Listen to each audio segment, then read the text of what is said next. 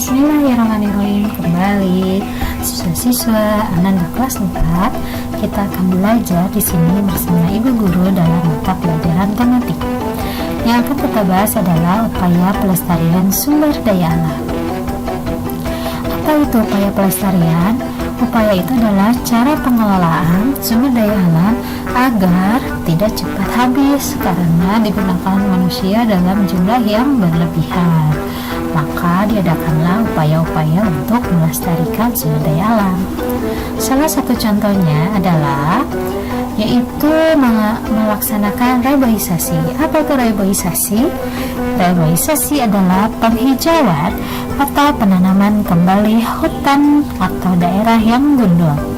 Kita bisa lihat ya, begitu sejuk jika hutan dan daun-daunnya lenyap karena kaya akan oksigen dari proses fotosintesis yang dilakukan oleh tumbuh-tumbuhan dan pohon-pohon yang ada di daerah kita. Indonesia juga sudah mengadakan program ya untuk menanam 1000 pohon agar hutan-hutan kita kembali lebat. Upaya yang selanjutnya adalah mengurangi pencemaran udara. Salah satu contohnya kita dapat menggunakan kendaraan umum dan juga menanam atau memperbanyak jalur hijau, misalkan di jalan ataupun di pabrik-pabrik. Langkah selanjutnya juga kita dapat mencegah terjadinya pencemaran air.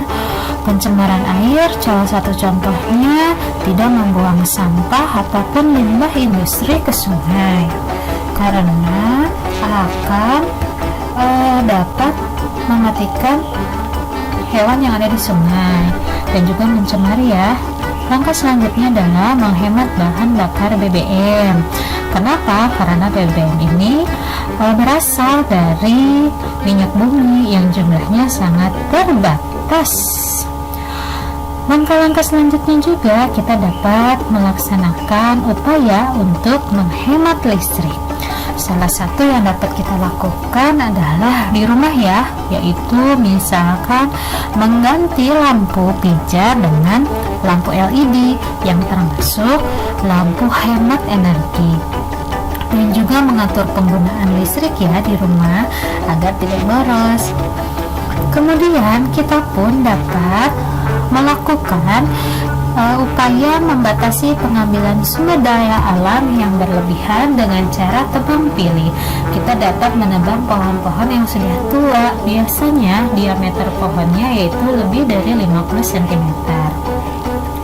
Selanjutnya adalah melakukan daur ulang terhadap barang bekas, misalkan saja barang bekas yang berasal dari botol plastik ataupun berbahan karet.